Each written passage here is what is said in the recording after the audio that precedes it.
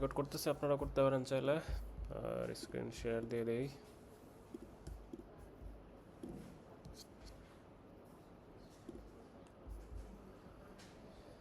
আচ্ছা, এই পিডিএফটা ওপেন রাখি। হ্যাঁ, এটা হচ্ছে, আচ্ছা এটা কেন আসলো, ওয়েট।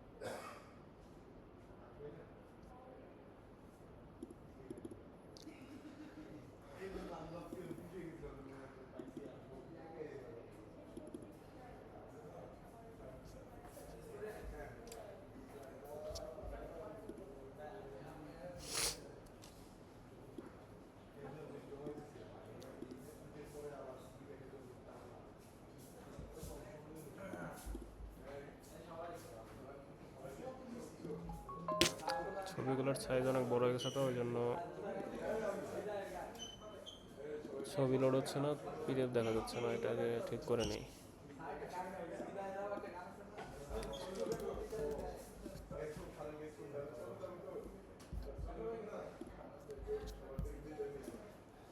সেটা একটু হোক।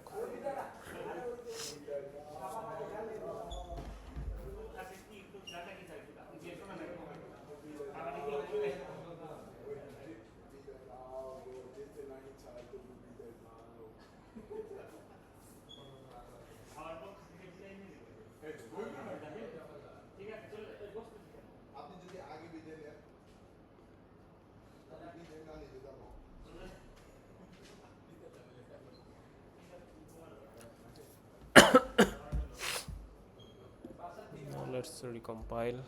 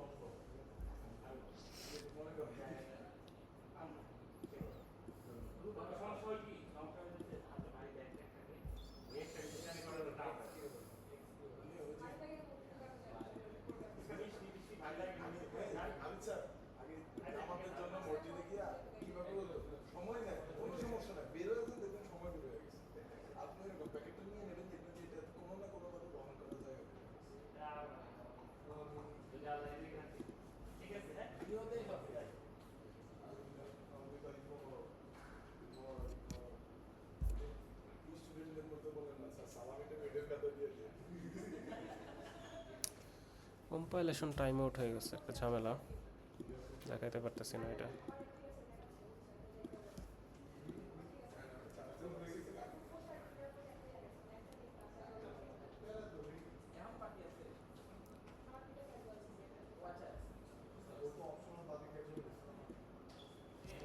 আচ্ছা ওয়েট, অন্য ব্যবস্থা করা যায়।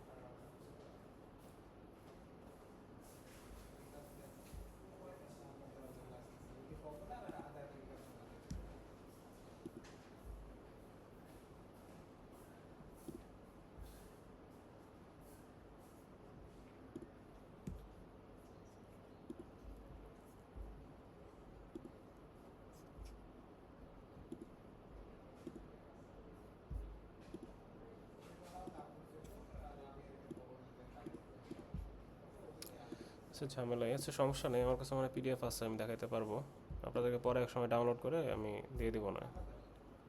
আমার হচ্ছে রিসোর্সের চলে গেছে, টাইম হচ্ছে কম্পাইল টাইম হচ্ছে পার হয়ে গেছে ফ্রি হওয়ার জন্য। যাই হোক, এটা আমার পিডিএফ আছে। পিডিএফ কোথায়?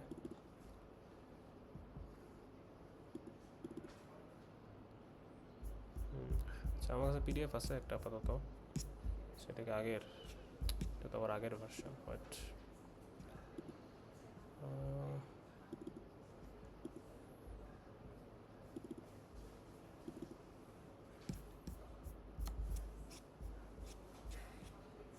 আচ্ছা আছে একটা লেটেস্ট ভার্সন, সমস্যা নেই। আর আজকে আমরা পড়বো হচ্ছে এটা DIU RM lecture slides thesis writing, ঠিক আছে?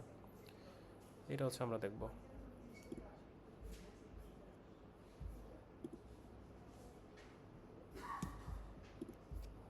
ওকে আচ্ছা, এখন আমরা পড়াশোনায় ব্যাক যাচ্ছি। হ্যাঁ মানে পড়াশোনা শুরু করতেছি। আমার কথা কি শোনা যাচ্ছে কিনা একটু বলেন, আর স্ক্রিন দেখা যাচ্ছে কিনা একটু রেসপন্স করেন কেউ। আমার স্ক্রিন দেখা যাচ্ছে? হ্যালো, স্ক্রিন অ্যান্ড ভয়েস শোনা যাচ্ছে আমার? জি স্যার। আচ্ছা ওকে, আজকে হচ্ছে আমরা থিসিস রাইটিং দেখব। হ্যাঁ, থিসিস কীভাবে লিখতে হয়, কী কী করা যাবে কী কী করা যাবে না, এগুলো দেখব। আচ্ছা, তো থিসিস কী জিনিস আপনারা জানেন, আপনারা যেটা করতেছেন এই সেমিস্টারে সেটাই থিসিস। তো এইটা হচ্ছে বেসিক্যালি কমপ্লিট প্রসেসটা হচ্ছে ডিসক্রাইব করবে। হ্যাঁ, আপনি যে হচ্ছে প্রজেক্ট যেটা শুরু করছেন সেটা শুরু থেকে একদম শেষ পর্যন্ত আপনি কীভাবে এটা প্রবলেমটা হচ্ছে বের করছেন, প্রবলেমের সলিউশন কীভাবে বের করছেন, কী দিয়ে বের করছেন, কনক্লুশন ইত্যাদি হচ্ছে সায়েন্টিফিক আর হচ্ছে ম্যাথোলজিক্যাল একটা ম্যানারে হচ্ছে এটা দেখা যাবে। হ্যাঁ, এটা হচ্ছে থিসিস। তো থিসিসে হচ্ছে আপনার দুইটা ইম্পর্ট্যান্ট জিনিস আছে। হ্যাঁ, আপনি হয়তোবা এমন কোনো একটা কোয়েশ্চেন আইডেন্টিফাই করবেন যেটা কোনোদিন আগে আইডেন্টিফাই হয় নাই, অথবা আগে থেকে আইডেন্টিফাই হওয়া কোনো একটা কোয়েশ্চেনের হচ্ছে আপনি আগের থেকে বেটার আনসার হচ্ছে বের করবেন। দুইটার কাজ করতে পারেন, ঠিক আছে? এটা হচ্ছে ইম্পর্টেন্ট দুইটা থিং থিসিসে। কী করতে পারেন? নতুন কোনো একটা কোয়েশ্চেন অ্যারাইজ করতে পারেন, সেটার সলভ দিতে পারেন, অথবা আগে থেকে অ্যারাইজ হয়েছে এমন কোনো একটা কোয়েশ্চেনের হচ্ছে সলিউশন বের করতে পারেন, ঠিক আছে? মানে বেটার সলিউশন, আগের থেকে বেটার সলিউশন। আচ্ছা, থিসিসে রিভিউয়ার আর হচ্ছে রিডার, মানে যে পড়বে আপনার পেপারটা, সে কি এক্সপেক্ট করবে? সে এক্সপেক্ট করবে যে আপনি কোনো একটা প্রবলেম আইডেন্টিফাই করতে পারছেন বা কোনো একটা কোয়েশ্চেন বের করতে পারছেন যেটা প্রিভিয়াসলি আনসার করে নাই কেউ, অথবা আপনি হচ্ছে প্রিভিয়াসলি আইডেন্টিফাই করা কোনো একটা কোয়েশ্চেনের নতুন একটা সলিউশন বের করছেন, ঠিক আছে? এটা হচ্ছে রিভিউয়ার হচ্ছে এটা এক্সপেক্ট করবে। তো রিভিউ কি কি জিজ্ঞেস করে ওটা এক্সপেক্ট করবে? রিসার্চের কোয়েশ্চেন কী ছিল, এটা কি ভালো কোয়েশ্চেন ছিল কি না, হ্যাঁ, অথর কি হচ্ছে, অথর মানে যে পেপারটা লিখছে সে কি আসলে কনভিন্স করতে পারছে কিনা তার যে মেথোডোলজি আছে সেইটা নিয়ে, আর হচ্ছে অথরকে আসলে ভালো কন্ট্রিবিউশন রাখছে কিনা। সব জায়গায় আসলে যে কন্ট্রিবিউশন এটাই আসে। হ্যাঁ, তো ভালো কন্ট্রিবিউশন রাখতে হবে, না হলে ওটা ভালো জায়গায় যাবে না। এমনিতে থিসিসে হয়তো পার পেয়ে যাবেন, ওটাতে কেউ আপনাকে কিছু বলবে না। ভালো কন্ট্রিবিউশন রাখলে ভালো জার্নালে দিতে পারবেন। যাদের হচ্ছে হায়ার স্টাডিজের ইচ্ছা আছে, কনফারেন্স কিন্তু আসলে খুব একটা কোনো কাজে দেবে না, আপনাদের আলটিমেটলি জার্নাল করতে হবে। আচ্ছা, থিসিস কি না? থিসিস হচ্ছে আপনি ল্যাবে ধরেন 3 বছর ধরে কাজ করতেছেন, ওখানে কী করছেন না করছেন এগুলো কিন্তু থিসিস না। থিসিস হবে পার্টিকুলার কোনো একটা প্রবলেম সলভের জন্য।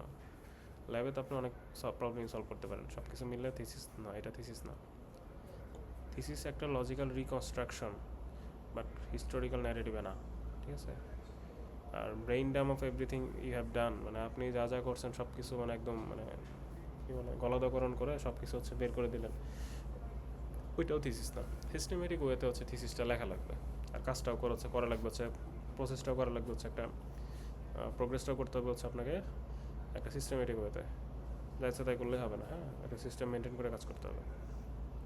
আচ্ছা, থিসিস আর ডিসেশন এটা ওয়েস্টার্ন কান্ট্রিগুলোতে আসলে দুইটা টার্ম ইন্টারচেঞ্জেবলি ইউজ করা হয়। হ্যাঁ, দুইটাই অ্যাকচুয়ালি একটা প্রজেক্ট বা একটা ডিগ্রির সাথে হচ্ছে কোর্স ওয়ার্কের সাথে হচ্ছে আপনার রিলেটেড থাকে। আচ্ছা, গুড থিসিসের হচ্ছে অ্যাট্রিবিউট কী কী দেখেন, এগুলো একটু রিডিং পরে নিন। হ্যাঁ, রিডিং পরে নিতে হবে। মেইন জিনিস হচ্ছে যে আপনাকে স্পেসিফিক থাকতে হবে আর ফোকাস থাকতে হবে। হ্যাঁ, এটা সবাই থাকে নর্মালি, এটা নিয়ে প্রবলেম হয় না। পার্টিকুলার কোনো একটা কাজ নিয়ে তো আসলে কাজ করে সবাই। এগুলো একটু রিডিং পড়ে নিন। আচ্ছা আচ্ছা, এখানে কিছু বৈশিষ্ট্য আছে লেখালেখির জন্য, যেমন ফার্স্ট পারসন অ্যাভয়েড করা উচিত, যেমন আই আই ডিড দিস, ঠিক আছে, এই জিনিস ইউজ করা উচিত হবে না। হ্যাঁ, এখানে বলবেন যে ইট ওয়াজ ডান বাই আস বা উই ডিড দিস, এই ধরনের কথা লিখতে হয়, ঠিক আছে। আর হচ্ছে এইসব ল্যাঙ্গুয়েজ ইউজ করা উচিত না যে ইট সিমস, মনে করার কিছু নেই এখানে, মনে করতে পারবেন না, যা করবেন একদম ক্লিয়ারলি হচ্ছে আপনাকে উত্তর দিতে হবে। এই ধরনের ওয়ার্ড হচ্ছে ইউজ করা উচিত হবে না, ঠিক আছে। সো হোয়াট, হু কেয়ারস, এগুলো ইউজ করা যাবে না। এরপরে আরও কিছু জিনিস আছে, গ্রামাটিক্যাল অনেক কিছু মেনটেন করতে হয়। হ্যাঁ, আরও সামনে আরও কিছু দেখবেন। অরিজিনালিটি অ্যান্ড কন্ট্রিবিউশন, ওই যে এটা হচ্ছে প্লেগারিজম যাতে না করেন সেই ব্যাপারে কথা বলছে এখানে। আর এখন দেখেন হচ্ছে থিসিসের স্ট্রাকচার, এটা পার্সন টু পার্সন ভ্যারি করতে পারে। অনেক সময় হচ্ছে ইনস্টিটিউশন থেকে হচ্ছে একটা টেমপ্লেট দিয়ে দেয়, যেমন আমাদের হচ্ছে একটা ওভারলিপের টেমপ্লেট দিয়ে দিয়েছিল আমাদের টিচার। হ্যাঁ, তো এটা হচ্ছে সেই টেমপ্লেট যেটা আপনাদের দেখাতে চাইছিলাম। ওভারলিপ হচ্ছে লোড হচ্ছে না, ওভারলিপের একটা টেমপ্লেট দিয়ে দিছিল। হ্যাঁ, তো টেমপ্লেট দিলে সুবিধা আছে, এটা হচ্ছে আমার থিসিস ছিল। টেমপ্লেট দিলে সুবিধা আছে অনেক। টেমপ্লেট দিলে হচ্ছে দেখেন যে সব কিছু কিন্তু খুব সাজানো গোছানো, একটার সাথে আরেকটার কিন্তু স্পেসিংয়ে কোনো অমিল নাই, সব কিন্তু সিমেট্রিক, সুন্দর মতো হচ্ছে লেখা যায়। আর ওভারলিপ দিলে হচ্ছে যে স্টাইল সবার একরকম থাকে, তো কাজ করতে সুবিধা হয়। এই যে সাইটেশনগুলো অটোমেটিক হচ্ছে আপনার সিকোয়েন্সগুলো ঠিকঠাক হয়ে যায় সাইটেশনে। তো এই হচ্ছে কাহিনী, এটা আমি দেখাবো আস্তে আস্তে, সমস্যা নেই। তো যে প্রথমে একটা ইন্ট্রোডাকশন থাকে, পর লিটারেচার রিভিউ থাকে, এইমস থাকে, ম্যাথোডোলজি, রেজাল্ট, ডিসকাশন, কনক্লুশন, আর অনেক কিছু থাকে। লাস্টের দিকে দেখবেন আরেকটা বিশাল একটা টাইমলাইন আছে, সেটা অ্যাকচুয়ালি আরও সুন্দর, ঠিক আছে। আচ্ছা, এরপর হচ্ছে প্ল্যানিং দ্য থিসিস। প্ল্যান করবেন কেমন থিসিসটা, ওইটার জন্য একটা টাইমলাইন বানাই নিন। যে এটা হচ্ছে গত ক্লাসে বলছিলাম যে 1 মাস রাখেন হচ্ছে লিটারেচার রিভিউর জন্য, 1 মাস রাখেন হচ্ছে ব্যাকগ্রাউন্ড স্টাডি করার জন্য, 2 মাস রাখেন হচ্ছে ম্যাথোডোলজি ডিজাইনে, আরেক মাস রাখেন হচ্ছে রিপোর্ট রাইটিংয়ে, ঠিক আছে। তো এরকমভাবে টাইমটা ভাগ করে নিন, তাইলেই হবে। আচ্ছা, কতদিন লাগতে পারে থিসিস করতে? অ্যাকচুয়ালি অনেক সময় লাগবে।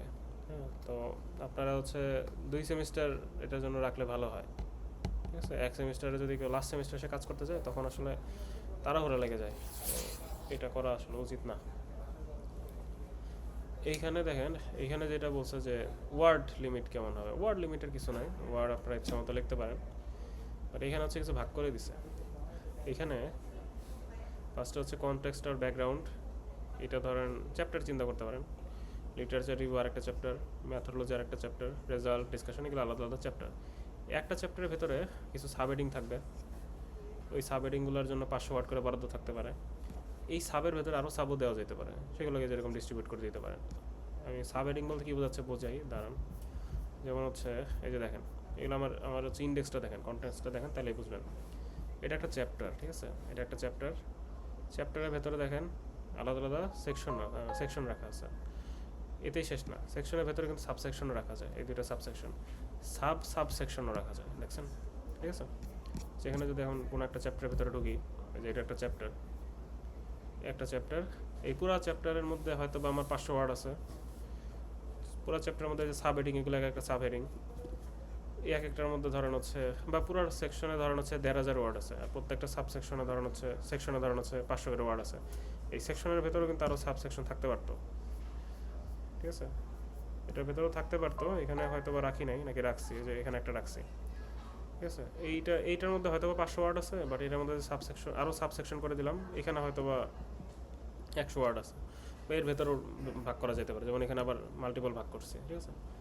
আর ওয়ার্ড লিমিটে সবসময় মেনটেন করা পসিবল হয় তা না, ওইটাকে লোয়ার লিমিট চিন্তা করতে পারে, কারণ ওয়ার্ড লিমিট অলওয়েজ চিন্তা করা পসিবল না, ফিক্স করে দেওয়া পসিবল না, কারণ এক একটাতে আসলে এক ধরনের ওয়ার্ড লিমিট লাগবে, ঠিক আছে। এটাই বোঝাইছে এখানে, এটা একটা পসিবল ওয়ে আর কি, এটাই যে বেস্ট ওয়ে তা না, এটা আপনার নিজের উপরে টোটালি। আচ্ছা, এরপর থিসিস কেমন ডেভেলপ করবেন। প্ল্যান তো রেডি করছেন, প্ল্যানগুলোকে, মেইন যে প্ল্যানগুলো আছে সেগুলোকে চ্যাপ্টারে ভাগ করেন। চ্যাপ্টারগুলোকে হচ্ছে চ্যাপ্টারগুলোকে আপনি হচ্ছে বেসিক্যালি চ্যাপ্টার বলতে এগুলো হয়, যেমন হচ্ছে লিটারেচার রিভিউ, ম্যাথোডোলজি, কম্পারিজন, এরকম থাকে। তো আপনার হচ্ছে এরপর ইন্ট্রোডাকশনের আলাদা একটা থাকে, চ্যাপ্টার থাকে। আপনি কি করলেন, ইন্ট্রোডাকশন লেখার জন্য অনেক কিছু রেফারেন্স অ্যাড করতে হয়, ঠিক আছে? তো ইন্ট্রোডাকশনে হচ্ছে আপনি ইন্ট্রোডাকশনের জন্য একটা ফোল্ডার করে রাখলেন, যে ফোল্ডারে হচ্ছে আপনি আপনার ইন্ট্রোডাকশন লেখার জন্য যত ম্যাটেরিয়াল প্রয়োজন সবগুলো ম্যাটেরিয়ালস আপনি নিয়ে ওখানে রেখে দেবেন ফোল্ডারে, ঠিক আছে? পেপারগুলো কালেক্ট করে, পেপার বা যেটাই হোক একটা ফোল্ডার হচ্ছে রেখে দেবেন। লিটারেচার রিভিউর জন্য আলাদা আরেকটা ফোল্ডার করবেন। ওই ফোল্ডারের ভেতরে হচ্ছে যেসব লিটারেচার রিভিউতে রাখার জন্য যেসব পেপার আপনি কালেক্ট করছেন সেগুলো রাখবেন। ম্যাথোডোলজি বা কম্পারিজনের জন্য আপনি যেসব পেপার রাখছেন সেগুলো আলাদা একটা ফোল্ডারে রাখবেন। বা ম্যাথোডোলজির কোড টোড রাখার জন্য ধরুন আলাদা একটা সেপারেট ফোল্ডার রাখলেন। রেজাল্টের জন্য কিছু ফিগার টিগার হয়তো জেনারেট হতে পারে, সেগুলোর জন্য আলাদা একটা ফোল্ডার রাখলেন। মানে জিনিসটাকে একটু অর্গানাইজ করে রাখেন, সেটাই এখানে বলা হয়েছে। হ্যাঁ, এটা একটু ইম্পর্টেন্ট, এটা কিন্তু এক্সামে আসতে পারে। বেলম্যানস রুল অফ 3, এটা কি বোঝাইছে? ওভারঅল তিনটা জিনিস থাকবে। Overall introduction, body of the thesis, conclusion. হ্যাঁ, এটা হচ্ছে ওভারঅল থাকবে। এখন এগুলোকে চ্যাপ্টার চিন্তা করতে পারেন। এখন ইচ চ্যাপ্টার, প্রত্যেকটা চ্যাপ্টারে আবার হচ্ছে introduction, body of the chapter, conclusion থাকবে। এখানেই শেষ না, মানে যে এখানে যে ইন্ট্রোডাকশন দেওয়া হয়েছে, ইন্ট্রোডাকশনের মধ্যে যে এই তিনটা আবার থাকবে, বডি অফ থিসিস আবার এই তিনটা আবার থাকবে, কনক্লুশন আবার এই তিনটা আবার থাকবে। এরপরে যেটা ইচ প্যারাগ্রাফের মধ্যে আবার হচ্ছে ইন্ট্রোডাকশন থাকবে, বডি থাকবে প্যারাগ্রাফের, কনক্লুশন থাকবে। এখন এইটারে আবার হচ্ছে যে এগুলোর আমরা সাবসেকশন আকারে, সেকশন আকারে ভাগ করতে পারি, বাট এখানে সেকশনের দরকার নেই, এটা প্যারাগ্রাফ দিলেই হবে। প্যারাগ্রাফেরও আমরা হচ্ছে ইন্ট্রোডাক্টরি কিছু কথাবার্তা বলে শুরু করি না, মাঝখানে ইম্পর্টেন্ট কথাবার্তা বলে লাস্টে যে আবার কনক্লুশন করার মতো হচ্ছে কিছু কথা বলে শেষ করি, ওইটাই বলছে। আমি এখানে যদি এক্সাম্পল দিই, ফার্স্ট অফ অল এই যে প্রথমে কি বলছে, পুরো থিসিসটাকে introduction, body of the thesis, বডির মধ্যে যে বাকি যতগুলো চ্যাপ্টার আছে, literature review, methodology, result analysis, discussion, যা যা ছিল সবগুলো ধরতে পারেন বডি। আর লাস্টে যে কনক্লুশন আছে সেটাকে হচ্ছে যে কনক্লুশন চিন্তা করতে পারেন, মানে এখানে যেটা, তার মানে এই তিনটা হয়ে গেল। এখন এই তিনটার মধ্যে যে কোনো একটা মধ্যে ঢুকবো, যেমন ইন্ট্রোডাকশনে যদি ঢুকি, তাহলে যে ইন্ট্রোডাকশনের মধ্যে আবার ইন্ট্রোডাকশন থাকবে, বডি অফ দ্য চ্যাপ্টার থাকবে, কনক্লুশন থাকবে। তো ওইটা কী করছি দেখেন, ইন্ট্রোডাকশনের ভেতরে, ইন্ট্রোডাকশনের ভেতরেও কিন্তু ইন্ট্রোডাকশন আছে একটা, ঠিক আছে? ইন্ট্রোডাকশনের ভেতরে ইন্ট্রোডাকশন, দেন কনক্লুশন আছে, ঠিক আছে? এই যে এটা যদি দেখাই, এই যে ইন্ট্রোডাকশনের ভেতরে ইন্ট্রোডাকশন, দেন এগুলো হচ্ছে বডি বলতে পারেন, বডি অফ দ্য ইন্ট্রোডাকশন, এই যে এগুলো সব বডি। দেন ফাইনালি হচ্ছে ইন্ট্রোডাকশনেরও কনক্লুশন, এই যে হয়ে গেল ইন্ট্রোডাকশনের কনক্লুশন। এটার কথা বলছে। নট অনলি দ্যাট, পরে বলছে যে প্রত্যেকটাই যে এইগুলোর মধ্যে আবার এই ইন্ট্রোডাক্টরি কথা থাকবে। এগুলো আবার হচ্ছে যে আপনার শুধু জিয়া থাকবে এরকম না, এইগুলোতে যে আপনার কী বলে সেকশন সাবসেকশনে যেরকম পয়েন্ট করে দিতে হবে এরকম না। এখানে আপনি সিম্পলি হচ্ছে টেক্সট আকারে হচ্ছে ইন্ট্রোডাক্টরি কথা বলতে পারেন। যেমন আমার এখানে ধরেন ইন্ট্রোডাক্টরি 2-3 লাইন লিখছি এই প্যারাগ্রাফের শুরুতে, লাস্টে গিয়ে হচ্ছে 2-3 লাইন হচ্ছে কনক্লুশন লিখছি, মানে এই পুরো প্যারাগ্রাফের জন্য ইন্ট্রোডাকশন আর কনক্লুশন, ঠিক আছে? ওইটার কথা বলছি। এটা হচ্ছে বেলম্যানস রুল অফ 3, এইটা একটু পড়েন। এটা একটা সুন্দর ফিগার দিয়ে বুঝাইছে। এই পুরাটা হচ্ছে আপনার থিসিস, তার মধ্যে এগুলো ধরেন একটা চ্যাপ্টার। হ্যাঁ, এক একটা চ্যাপ্টারের ভেতরে যাবার এখানে আপনি যে আলাদা আলাদা জিনিস ঢুকাই দিয়েছেন, ঠিক আছে? ওইটাই বুঝাইছে। এই ফিগারটা একটু দিয়ে দিন পরীক্ষা যদি বেলম্যান এরিয়াটা আসে। আচ্ছা, এরপরে এখানে হচ্ছে আপনার যে থিসিসের যে বিভিন্ন চ্যাপ্টারগুলো আছে না, সেইগুলো নিয়ে হচ্ছে এখানে আপনার কথা বলা হয়েছে। যেমন প্রথমে হচ্ছে অ্যাবস্ট্রাক্ট নিয়ে কথা বলা হয়েছে। অ্যাবস্ট্রাক্টে কী লিখবেন? অ্যাবস্ট্রাক্ট সবার লাস্টে লিখবেন, অ্যাবস্ট্রাক্ট কনক্লুশন দুইটাই সবার লাস্টে লিখবেন।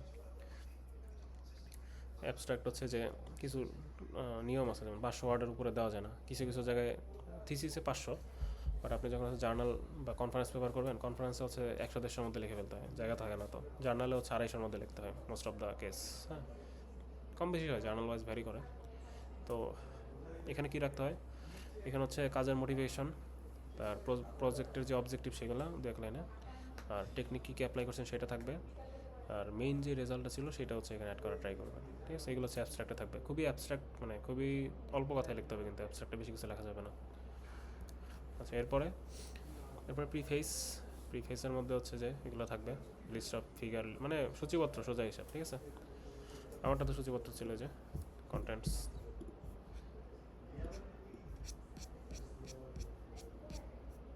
এই যে কন্টেন্টটা ছিল, ঠিক আছে? ওইভাবে হচ্ছে দিয়ে দিবেন। এগুলো হচ্ছে সেকশন সাবসেকশনের ইয়াগুলো সূচিপত্র। এখানে লিস্ট অফ টেবিল আছে, লিস্ট অফ ফিগার্স আছে, লিস্ট অফ অ্যাব্রিভিয়েশন আছে, এগুলো রাখতে হবে। এরপর হচ্ছে লিখবেন ইন্ট্রোডাকশন। এটাও সবার লাস্টের দিকে লিখবেন।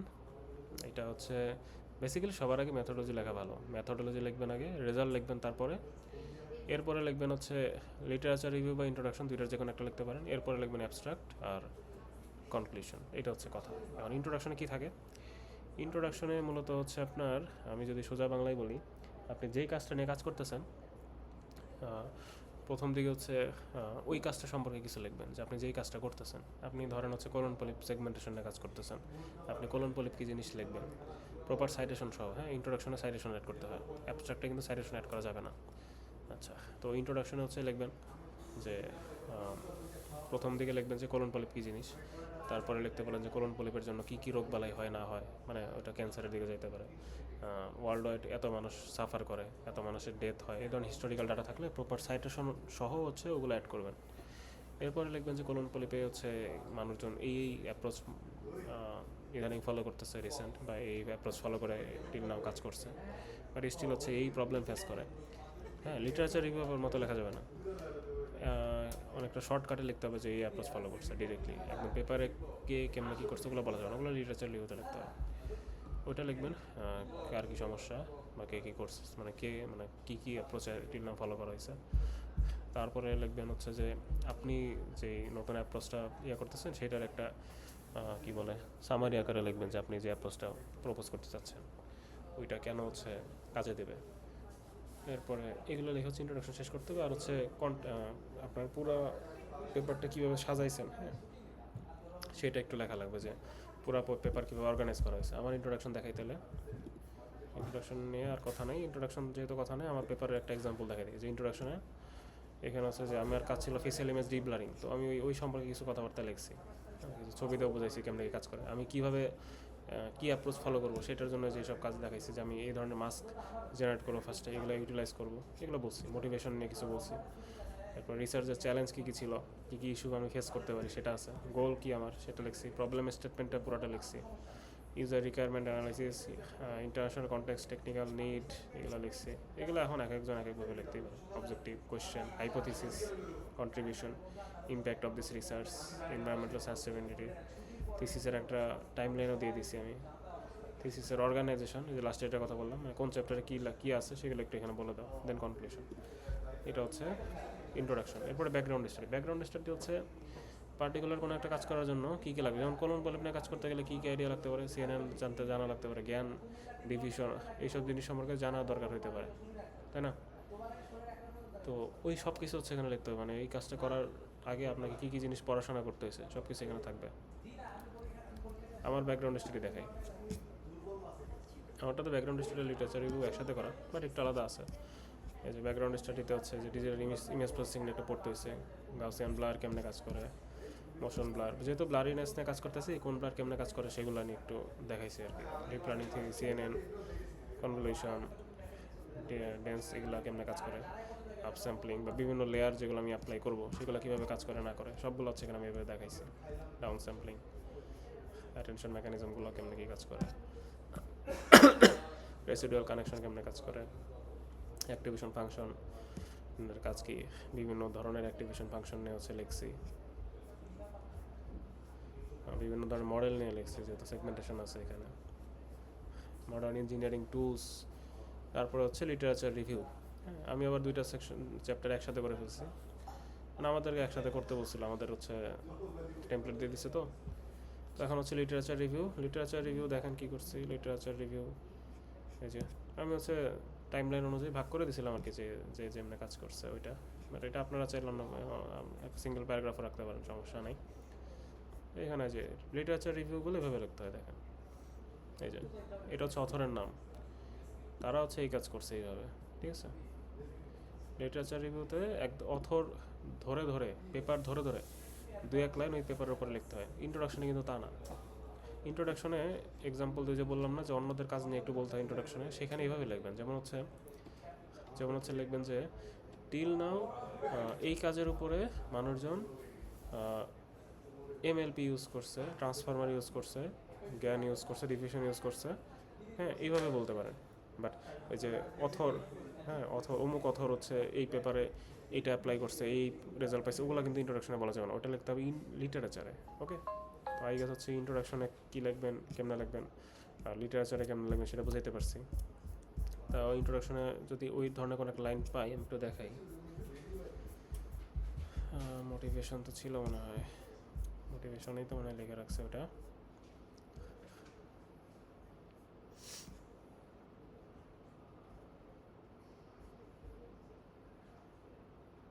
এই যে for instance generative adversarial networks and diffusion models 9-10 একসাথে সেট করে দিয়েছে, আর proposed by studies with adversarial and perceptual losses. হ্যাঁ, আবার blah blah blah transformer based methods 11, 12, 13 দিয়ে দিচ্ছি। বাট আমি কিন্তু লিখি নাই যে 11 নম্বর পেপার হচ্ছে এই অ্যাপ্লাই করছে, 12 নম্বর পেপার হচ্ছে এই অ্যাপ্লাই করছে, ওইটা কিন্তু লিখিনি ইন্ট্রোডাকশনে, ওইটা লিখবো লিটারেচার রিভিউতে। আশা করি হচ্ছে ওই ইন্ট্রোডাকশনের যেই অন্যদের কাজ নিয়ে কথা বলা আর হচ্ছে লিটারেচার রিভিউতে যে হচ্ছে অন্যদের কাজ নিয়ে কথা বলা, দুইটার যে পার্থক্য সেটাই কাজ বুঝাইতে পারছি। আচ্ছা, state of the art. State of the art মানে হচ্ছে এক্সিস্টিং যেসব মডেলগুলো ভালো কাজ করতেছে সেগুলোকে state of the art model বলা হয়। হ্যাঁ, তো ওইগুলো হচ্ছে এগুলো ইউজ করবেন হচ্ছে আপনার ইয়ার জন্য, মডেল কম্পারিজনের জন্য। যেমন আমি যদি দেখাই,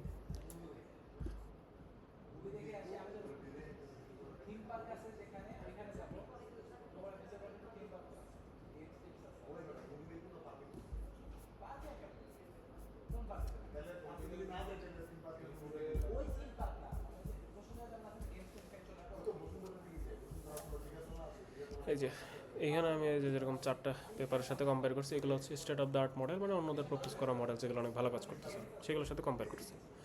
এটা দেখলে দেখবেন যে আমার হচ্ছে এই দুইটাতে হচ্ছে আমারটা ভালো, বাকিগুলো আবার এটাতে ভালো, বাকিগুলো আবার আমারটা খারাপ। ঠিক আছে, তো এটা এগুলো এক্সপ্লেন করতে হবে, সব জায়গাতে ভালো আসবে তা না, এক্সপ্লেন করতে হবে, নিজেকে ডিফেন্ড করতে হবে যে স্টিল আমারটাই ভালো। হ্যাঁ, এই কাজ করতে হবে আর কি। এরপরে হচ্ছে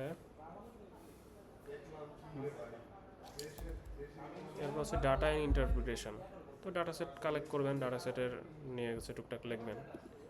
আমার এই পিডিএফ হচ্ছে আপনাদের আমি দিয়ে দেবো না, এটাতে হচ্ছে ডাটা সেট নিয়ে দেখেন কোথায় লিখছি।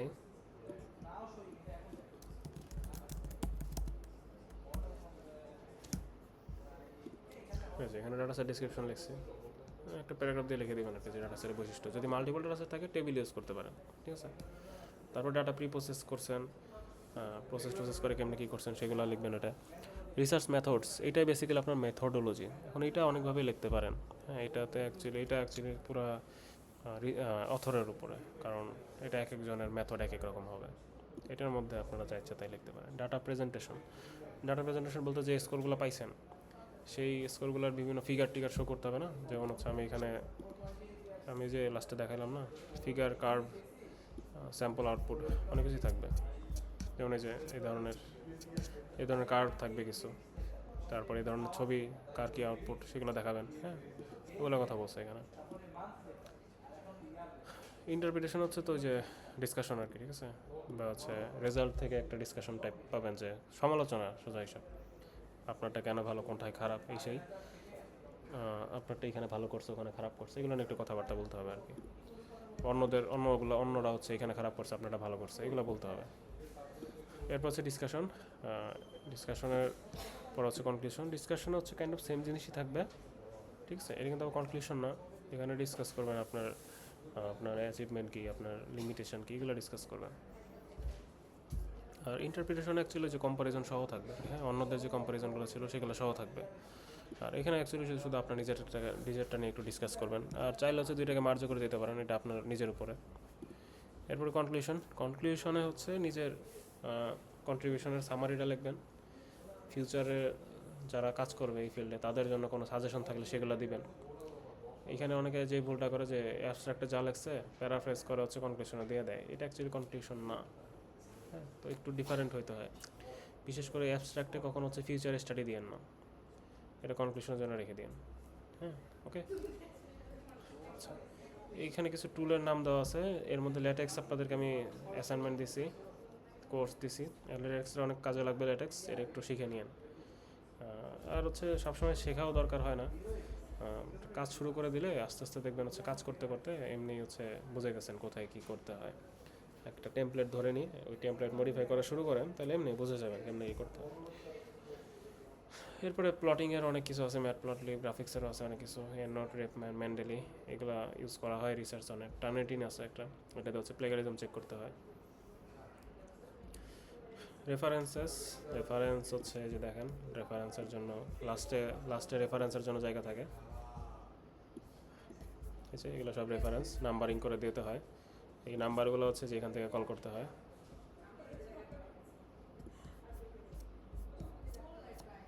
এই যে এখানে যে এগুলো নাম্বার দিচ্ছে না, এগুলো ওই রেফারেন্সগুলোর সাথে কানেক্টেড। আর এগুলো হ্যান্ডেল করার জন্য ওভারলিপ অনেক সুন্দর কাজ করা যায়, দেখাই আমি।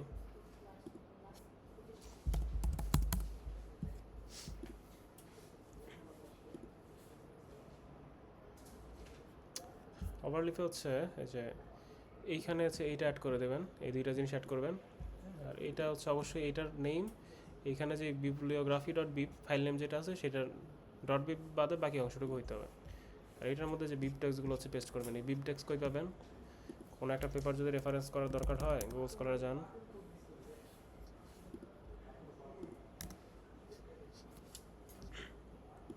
এই পেপারটা ধরেন সাইট করবেন, এটাতে সাইটে ক্লিক করবেন। সাইটে ক্লিক করার পর হচ্ছে যে বিপ টেক্সটে ক্লিক করবেন, করলে পরে এটা চলে আসবে। এটা কপি করে এই যে এখানে পেস্ট করে দেবেন। এটা আমি পেস্ট করলাম ধরেন। পেস্ট করার পরে যে এইখানে যে টেক্সট আছে এটা কপি করবেন, কন্ট্রোল সিতে কপি করলাম।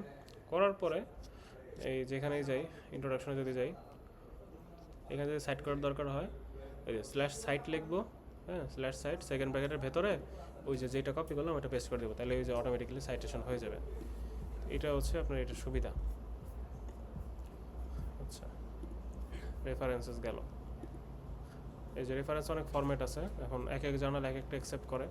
আমি যে ওয়ে দেখাইলাম ওইখানে ওই যে স্টাইল নাম একটা ফিল্ড ছিল, যে স্টাইলে হচ্ছে আপনার যে স্টাইল দরকার সেটা বলে দিলে অটোমেটিক্যালি হচ্ছে বিপটেক্স ওই ফরম্যাটে চলে যাবে। আপনার মানে এই ফরম্যাটিং নিয়ে তাহলে মাথা ব্যথা নাই। তো ওই জন্য হচ্ছে ওই ডট বিপ ইউজ করে হচ্ছে কাজ করেন, সুবিধা পাবেন। আচ্ছা, অনেকে হচ্ছে, আচ্ছা দেখেন আপনি যে থিসিসটা করতেছেন ওইটা কিন্তু আপনার সুপারভাইজার পুরোটা পড়ে দেখার চান্স কিন্তু আসলে হিউজ কম, মানে অনেক কম, দেখার কথাও না। থিসিস কমিটিও দেখার কথা না, নর্মালি দেখে না। আমারটাও আসলে পুরোটা পড়ে, আমারটা দেখছিল আমার সুপারভাইজার, কজ হচ্ছে আমারটা একটু হেভি ওয়েট ছিল তো। আর আমারটা হচ্ছে ইয়া দেখে আমারটা আবার ওই থিসিসে বাইরের ইউনিভার্সিটি থেকে এক্সটার্নাল আনতে হয়, তো তাদেরকে হচ্ছে একটু ভালো পেপারগুলো হচ্ছে অ্যাসাইন করে। তো ওই জন্য হচ্ছে আমারটা হচ্ছে ওই এক্সটার্নাল কে হচ্ছে অ্যাসাইন করে দিয়েছিল, বাইরের ইউনিভার্সিটি, রাজশাহী ইউনিভার্সিটির থেকে দিয়েছিল একজনকে। তো যেহেতু বাইরের একজন আসতেছে আমারটা দেখার জন্য, ওই জন্য আমার সুপারভাইজার আমারটা পুরোটা একটু পড়ে দেখছিল আর কি, নাইলেও সেও হচ্ছে আমারটা পড়ে দেখতো না। হ্যাঁ, তো আর থিসিস হচ্ছে কেমনে ম্যানেজ হয়? থিসিস হচ্ছে যে 90% পার্সপাইরেশন, মানে ঘাম ঝরাবেন না 99%, আর 1% হচ্ছে ইন্সপাইরেশন থাকবে। এই হচ্ছে থিসিস লিখতে হবে।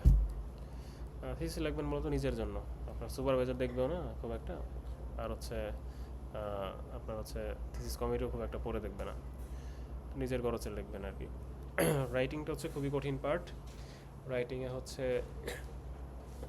একটু ভালো পরিমাণে সময় দিয়েন, ঠিক আছে? পেপার লিখতে কিন্তু ভালো সময় যায়, একটু গুছায় গুছায় লিখতে হয়। আপনাদের রাইটিংয়ের জন্য এগুলো কিছু নিয়মকানুন লেখা আছে, একটু পড়ে নিন। আমি যেই কাজ করি প্র্যাকটিক্যাল ওইটা বলে দেখলে তো পরীক্ষার জন্য একটু রিডিং পড়ে নিন, ঠিক আছে? যদি রাইটিং নিয়ে একটু লিখতে বলে একটা যাতে কিছু লিখে দিতে পারেন, একটু রিডিং পড়ে নিন। আর পরীক্ষা হচ্ছে আপনারা এখানে যেভাবে লেখা আছে ওইভাবে লেখেন, বা যেমনি হচ্ছে লেখেন, সমস্যা নেই, বাট এর সাথে একটু মিল রাখা ট্রাই করেন। হ্যাঁ, একদমই আননেসেসারি কথাবার্তা লেখেন না, মানে এখানে যেগুলো দেওয়া আছে ওগুলোর মতো করে কিছু একটা লিখে দেন, রিডিং পড়েছেন তাইলেই পারবেন। হ্যাঁ, এখানে বলা আছে কী কী টুল ইউজ করা যায়। এখানে এমএস ওয়ার্ডের কথা বলছে, বাট এমএস ওয়ার্ডের দরকার নেই, আমরা লেটেক্স শিখতেছি। আপনারা যদি লেখালেখি নিয়ে লেটেক্স নিয়ে কথা বলেন তাহলেও আমি কিন্তু নাম্বার দিয়ে দেবো, লেটেক্স নিয়ে লেখালেখি সমস্যা নেই। হ্যাঁ, এটা আসলে অ্যানালিটিক্যাল কোর্স, তো আপনারা অ্যানালাইসিস করে করে যদি কারেক্টলি লিখতে পারেন তাহলেই মার্কস। আচ্ছা, আমি রাইটিং নিয়ে যেটা সাজেশন দেবো সেটা হচ্ছে, আচ্ছা এখানে গ্রামার নিয়ে কিছু কথা বলছে।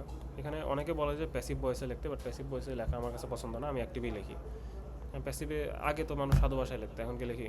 তো ওই যে অনেকের মানে আগের যে পুরোনো কালচার না, ওইটা অনেকে মেনটেন করতে চায়, বাট আমার আসলে এটা পছন্দ না, কারণ প্যাসিভ ভয়েসে লিখলে ওইটা পড়তে খুব কষ্টকর হয়ে যায়। তো এই আর কি, তো আপনারা হচ্ছে অ্যাক্টিভই লেখেন আর গ্রামারগুলো কারেক্ট করেন। করার ওই আছে, আমি বলতেছি কী করা যায়। আবার অনেকে হচ্ছে বোঝে না যে সিকোয়েন্স মানে কোন সেন্টেন্সের পরে কোন সেন্টেন্স লিখবে, এগুলো কিন্তু বোঝে না। ওইটার জন্য কী করতে পারেন? ওইটার জন্য আপনারা হচ্ছে ওইটার জন্য আইডিয়া দিচ্ছি আমি, সব কিছুর একটা সলিউশন আছে, আমি বলতেছি দাঁড়ান। ফরম্যাট স্পেসিফিকেশন এগুলো আপনারা পড়ে নিতে পারেন, এগুলো বুঝে নেবেন, বা এগুলো আচ্ছা 3টা প্রবলেম আছে। হ্যাঁ, এইটা নিয়ে বলতেছিলাম, how do I plan, when do I plan. Plan করবেন কেমনে? প্ল্যান ওভাবে আসলে করা যায় না সত্যি বলতে, ঠিক আছে? প্ল্যান আসলে ওভাবে করা যায় না, বাট যদি রুটিন একটা বানাই নিয়ে কাজ করতে পারেন কাজে দিবে। দেন হচ্ছে I think I have the writer's block, মানে হচ্ছে জিনিসটা অগোছালো হয়ে গেছে, এখন কেমনে কি গোছাবেন। তারপর হচ্ছে আচ্ছা, অনেকে হচ্ছে এখানে একটা প্রবলেম ফেস করে, সেটা হচ্ছে যে আহ, আপনি ধরেন কোনো একটা মডেল দিয়ে ট্রেন করছেন, যেমন আপনি হচ্ছে ইফিশিয়েন্ট দিয়ে হচ্ছে ক্লাসিফাই করছেন। এখন অনেকের পেপার পড়লে এরকম মনে হয় যে ইফিশিয়েন্টটা নিজের প্রপোজ করা, এটা কিন্তু না। ইফিশিয়েন্ট আপনার নিজের না, পুরো মেথডোলজি যেটা আছে সেটা হয়তো আপনার নিজের। তো আপনাকে এমনভাবে পেপারটা লিখতে হবে যাতে বোঝা যায় ইফিশিয়েন্ট আপনি প্রপোজ করেন নাই, ইফিশিয়েন্ট অন্যজনের কাছ থেকে ধার করে আনছেন, বাট পুরো মেথডোলজি যেটা সেটা আপনার নিজের, এইভাবে বলতে পারেন। ঠিক আছে, তো এইটাতে অনেকে ফেস করে প্রবলেম। আচ্ছা আচ্ছা, থিসিসে যে সবসময় সব কিছু কভার হবে তা না। থিসিসে অনেক কিছুই হচ্ছে ইনকমপ্লিট থেকে যাবে, সেগুলো হচ্ছে আপনি মেনে নেবেন আর কি, লিখে দেবেন যে এগুলো করা পসিবল হয় না। এই মিস্টেকগুলো করেন না, ইনফর্মাল টেক্সট ইউজ করেন না, কোনো ওপিনিয়ন দিয়েন না, একদম স্ট্রংলি বলবেন নাহলে নাই। এসব ওয়ার্ড ইউজ করেন না, কমপ্লেক্স সেন্টেন্স ইউজ করেন না, এন্টারটেনমেন্ট বা হিউমার টাইপ কোনো কিছু ইউজ করেন না। আচ্ছা, এটা হচ্ছে নর্মালি এরকম স্টেপগুলো থাকে। ঠিক আছে, অ্যাবস্ট্রাক্ট, তারপরে conclusion, content listening, major chapters, figures, typical scan of A thesis.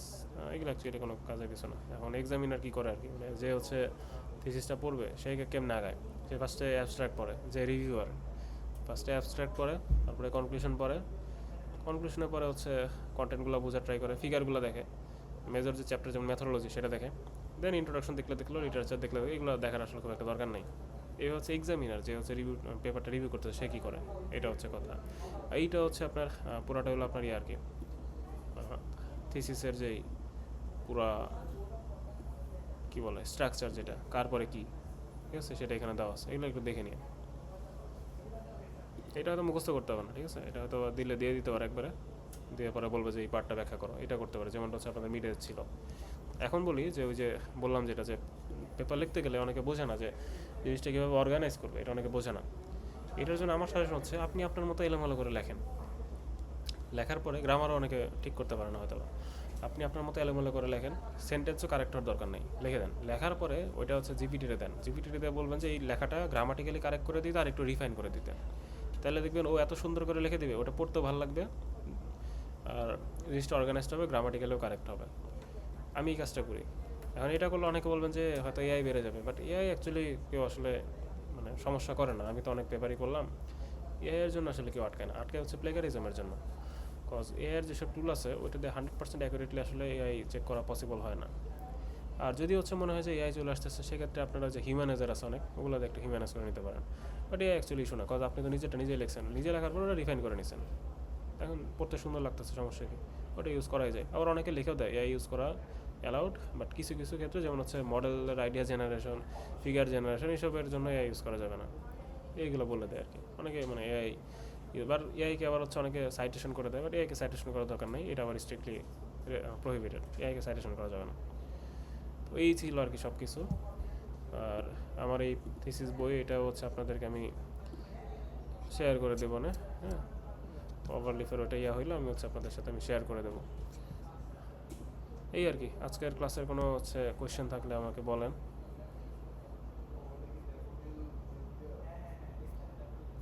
কোনো কোয়েরি আছে? কোয়েরি যদি না থাকে, হ্যাঁ হ্যাঁ বলেন। স্যার, তাহলে স্যার আমরা এআই ইউজ করে স্যার বানাইতে পারবো স্যার, প্লিজ। হ্যাঁ, এআই ইউজ করে বানাইতে পারবেন কখন সেটাও কিন্তু আমি বলছি। আপনার কিন্তু মানে টোটালটা কিন্তু এআই মারলে হবে না, আপনি এআই ইউজ করতে পারেন রিফাইন করার জন্য, ঠিক আছে, টিফাইনের জন্য আইডিয়াও নিতে পারেন, সমস্যা নেই, জিপিটি ইউজ করেন, জিপিটি এআই অ্যাকচুয়ালি ইস্যু না। লেখালেখির জন্য এআই ইউজ করবেন, তাহলে লিখবেন লেখাটা আরও সুন্দর হয়ে গেছে, ঠিক আছে। জি স্যার, 4টা 5টা এআই ইউজ করলাম স্যার। 4টা 5টা এআই তো লাগবে না, একটা এআই ইউজ করলেই তো হয়। অনেকে হচ্ছে প্রিমিয়াম কেনে, আমি তো প্রিমিয়ামও কখনো কিনি নাই, প্রিমিয়াম ছাড়াই হয়ে যায়। এআই এর উপরে এত ডিপেন্ডেন্ট হওয়া যাবে না, এআইকে আপনার নিজের আয়ত্তে রেখে এআইকে ইউজ করবেন। আপনার এখন এখন এমনভাবে ইউজ করবেন যাতে আপনাকে যদি কোনো কিছু আবার জিজ্ঞেস করে কেউ, আপনি যদি বলতে পারেন যে কীভাবে কাজ করতেছে ওইটা, ঠিক আছে।